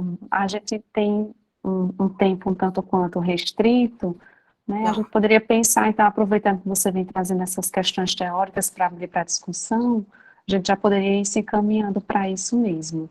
Pronto. O que é que você pois acha? Então, acho ótimo. Eu teria o quê? Pronto. 1 minuto ou 2 para poder fazer essas pontuações? Sim, e a gente abre para a discussão. Pronto, gente, vamos aqui. Psicanálise em 1 minuto. Então, é o seguinte, Freud, o Freud coloca, né, ele não vai abordar, né, muitas questões de saúde mental na adolescência, embora um texto da psicologia do escolar, ele coloca que é importante, né, prestar atenção do sofrimento vivenciado na adolescência. E aí tem alguns textos que eu acho muito importantes, né? Luta e Melancolia, eu acho um texto fundamental para a gente poder entender o ego e o id, porque o que é que acontece? O que é que a gente visualiza na questão da adolescência? Está sendo feita uma revivência, né, dessas questões edípicas e, consequentemente, um reinvestimento narcísico e um reinvestimento dessas idealizações. Ou seja, quando Freud diz que o ego só pode sobreviver se ele for amado pelo superego, então o que é que a gente tem aí como um elemento para a gente poder pensar?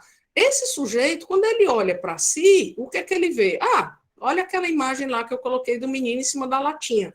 Não, eu não consigo atender a essas idealizações da cultura, a essas idealizações dos meus pais, a essas expectativas que estão onde?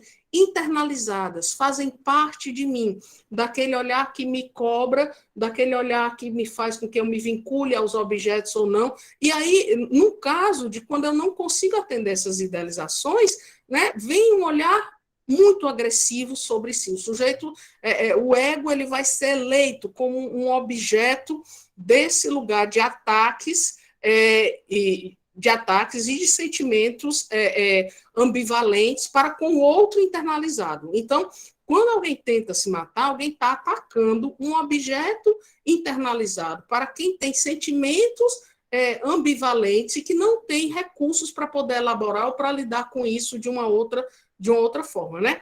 Muitas vezes a gente tem adolescentes que permanecem nessa visão imaginária e infantil da castração, de que nada pode. A gente tem situações onde aparece um pai inconsistente, sem suporte simbólico para sua autoridade. A gente precisa restituir a capacidade de sonhar. Às vezes a gente vê ou mães completamente indiferentes, né, vazias, mas a gente vê também mães intrusivas, né, mães que se antecipam, mães que invadem, mães que atropelam, mães que estão sempre satisfazendo imediatamente, com excesso de oferta, mães às vezes ansiosas, fálicas, angustiadas, aquelas mães que não conseguem ficar num lugar de suficientemente boa, porque já tem as suas próprias idealizações funcionando daquilo que deve acontecer. A gente tem um contexto, às vezes, educacional extremamente autoritário, que vai contribuir para uma passividade. Então, esse lugar do quem manda sou eu, me obedeça,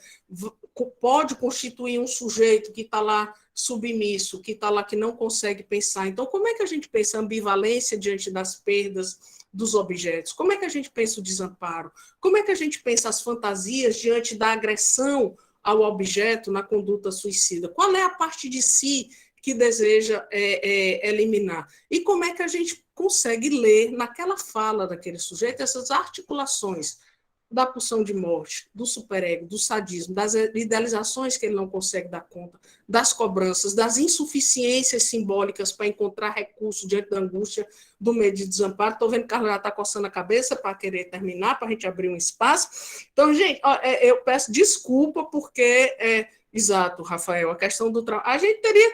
Bom, como eu disse para você, eu passei semestre passado trabalhando 90 horas essa questão, né? Estou aqui no desespero para ser locutor de futebol, tentando fazer uma síntese disso em 40 minutos, mas espero muito humildemente ter minimamente podido não fazer vocês sentirem que perderam seu tempo aqui numa sexta-feira à tarde, que puderam levar alguma coisa que minimamente os ajude nesse manejo.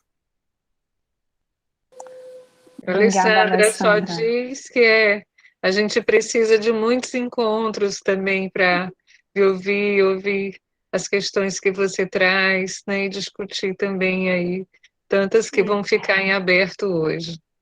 Que generosidade, que generosidade. Obrigada, Alessandra.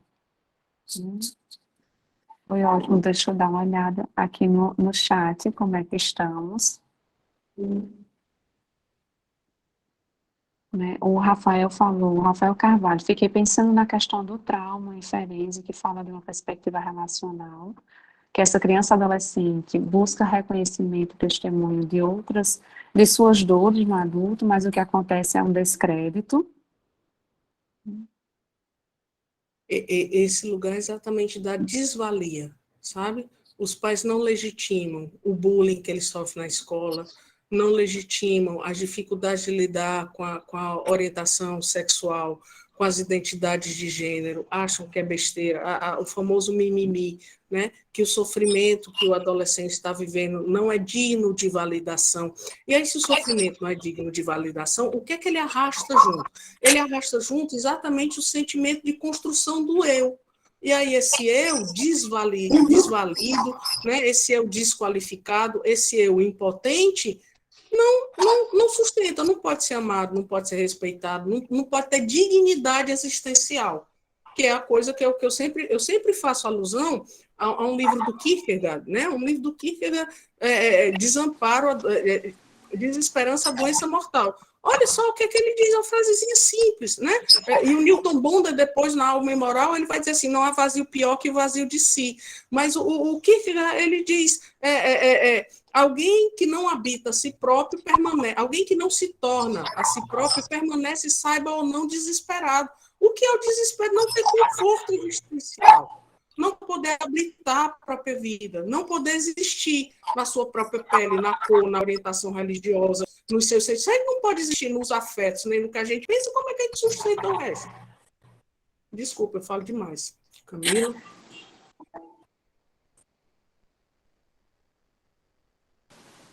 Oi, Camila. Obrigada, professora.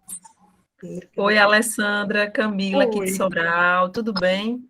Tudo bom. É muito bom lhe ouvir. A sua fala me provocou aqui duas questões, né? Uma foi uma leitura que eu fiz já há um tempo, de um livro dos anos 50, que é O Apanhador no Campo de Centeio, né? Que conta a história de um adolescente. Do Salinger, né? Exatamente. Com seus conflitos com a escola, né? Falta de interesse nas matérias, que é o que a gente vê com os nossos adolescentes. Eu acho que uma certa rebeldia e, ao mesmo tempo, uma certa inocência. E tem uma frase que ele diz no livro que me toca muito, que eu lembrei e fui buscar ali enquanto você estava falando, que ele diz assim, o sexo é um troço que eu não entendo. Juro mesmo que eu não entendo. Né? E aí, na sua fala, e já que a gente está aqui também com vários trabalhadores da saúde, né?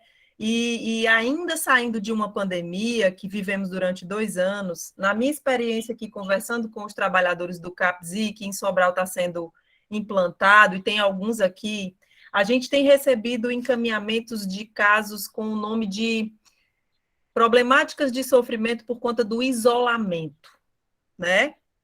E aí, essa questão também do sexual, né? Eu acho que é importante a gente considerar também, né, Alessandra, que corpo é esse desse adolescente? Sair dessa perspectiva desenvolvimentista, né? de um olhar que traz essas fases do desenvolvimento, e entender que é um corpo que tem um investimento libidinal, que eles ainda não conseguem, mesmo na desorganização corporal, né, dizer o que sentem, e sempre, como trabalhadores da saúde, a gente pensar nessa dimensão do quanto esse sexual é traumático e do quanto eles não conseguem lidar com isso, e isso reflete no que a gente chama de comportamentos, né, que são o modo como eles lidam com as problemáticas do trauma, dos conflitos. Então, eu queria só te ouvir um pouco em relação a isso. Perfeito, Camila, muito obrigada. Essa é uma questão das mais fundamentais, porque assim, o sexual, principalmente no contexto que a gente vive, né, conservador, de pensamentos superficiais, fica numa leitura muito rasa, né? Porque quando a gente pensa o sexual, é exatamente a gente pensar esse campo das fantasias, a gente pensar o campo dos desejos, a gente pensar algo que é uma das fontes, Freud já aponta lá, de maior mal-estar, que é o relacionamento com o outro.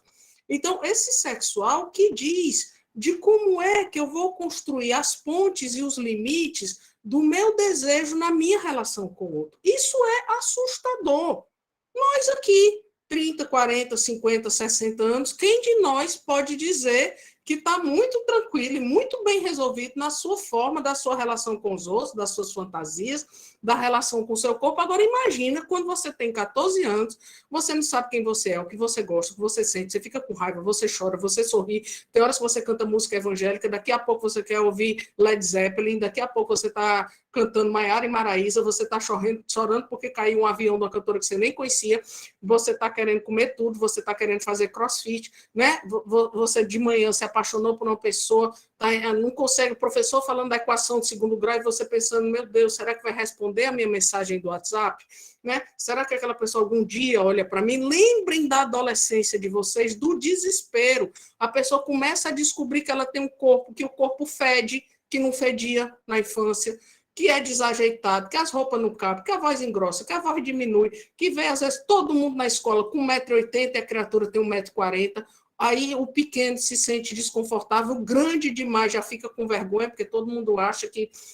Então, é um lugar onde tem uma construção psíquica sobre um corpo que tem vida própria, que parece um alienígena, porque ele não controla as mudanças do corpo.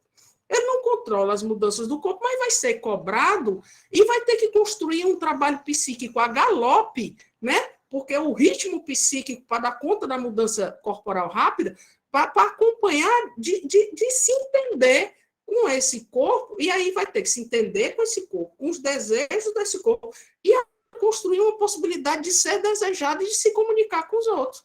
Né? Então, aí eles fazem uma performance nas redes sociais, aí quando se encontra, se treme, fica suando, balança as pernas. Né? Antes da pandemia, fui eu que tive que ir com uma aluna para dar notícia para os pais dela, isso na universidade, que ela estava grávida.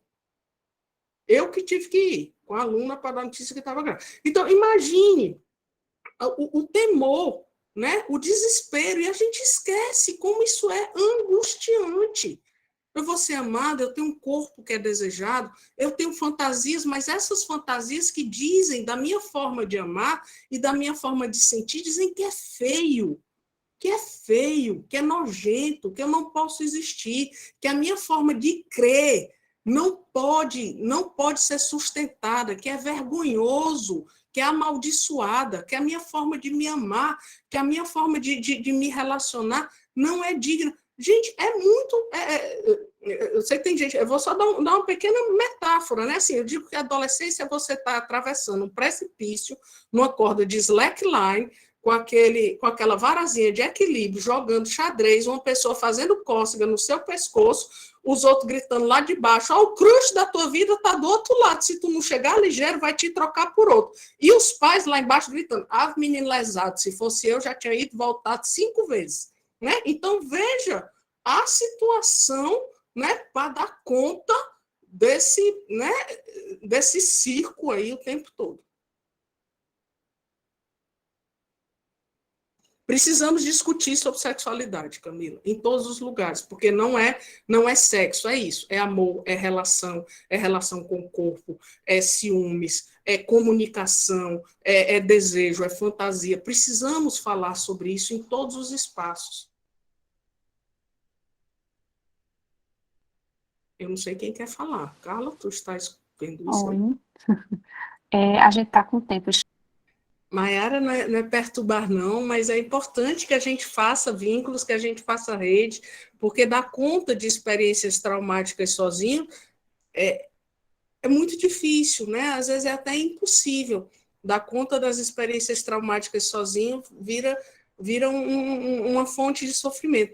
Eu acho ótimo você estar angustiada nesse lugar, de que eu desejo que essa angústia ela produza coisas, né? Porque assim, nós somos seres que nos angustiamos, nós somos seres que sofremos, nós somos seres da tragédia, nós somos seres da tormenta, mas nós somos uma espécie capaz de simbolizar isso. A gente é capaz de construir projetos depois da dor, né? Quantos de nós não fizemos monografia, faculdade, né? Produzimos música, nós somos capazes de construir beleza diante do sofrimento, mas a gente não consegue fazer isso só. A gente não consegue, alguns, né, geniais, né, de epifania, né, mas nem Clarice Lispector tinha sessão de psicanálise 5 vezes por semana, né, então, assim, a gente precisa de ajuda para poder ser capaz de elaborar essas experiências traumáticas. Maiara, eu acho que uma coisa importante é questionar qual é a visão de adolescente dessas pessoas, né, porque qual é a visão de adolescente no ambiente de medida de restrição de liberdade? Muitas vezes, alguns profissionais gozam do sofrimento do outro. A gente não pode esquecer que, às vezes, podem ter elementos perversos que assim, o cuidado ele é a antítese da violência. Eu não posso achar que eu estou cuidando sendo violento com o outro. Mas existem, né, nós, seres humanos, somos, né, podemos gozar do sofrimento do outro. Infelizmente, podemos ficar felizes de ver um outro se automutilando, né, de estar lá querendo que o outro pague de alguma coisa, alguma dívida simbólica, que a gente leva as nossas cobranças e as nossas dívidas para cima dos outros, onde quer que nós possamos ir. Então, acho que uma coisa fundamental para esses adolescentes é resgatar a dimensão do sonho, resgatar a dimensão da esperança, poder ajudá-los a falar isso que não conseguiu encontrar outra saída e saiu através da violência.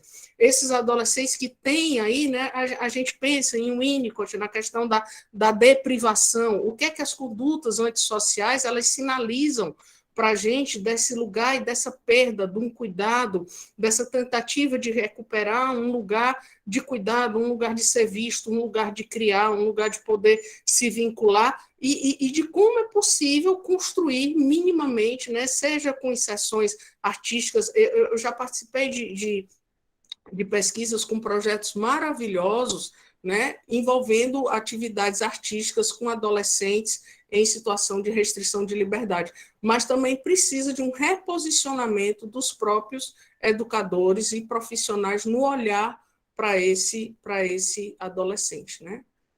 Bom, sei que não respondi porque, né, mereceria aí uma rave acadêmica para a gente poder dar conta dessa questão, né? Começando hoje, ainda até segunda-feira, né? Aí para a gente pensar na multidão de questões que a tua questão nos lança. Obrigada, professora Alessandra. Obrigada a todos pela presença. Obrigada pelas contribuições. Foi, de fato, uma tarde extremamente rica, né? Tem vários comentários aí no chat. E a gente fica por aqui hoje, né? Na próxima semana, a gente dá continuidade à formação. Obrigada a todos pela presença e obrigada, professores. Até Obrigada mais. a vocês, viu? Um beijo grande, né? Minha gratidão. Obrigada pela escuta. Obrigada. Obrigada, Renata. Obrigada, Carla Patrícia, querida. Né? Assim, fiquem à vontade, depois quiserem, né, entrar em contato. Meu beijo, minha gratidão por esse momento com vocês e parabéns pelo trabalho que vocês estão fazendo, fortalecendo cuidados, vida, esperança e sendo esses objetos bons, né, que fomentam o sonho dos adolescentes, viu? Um beijo.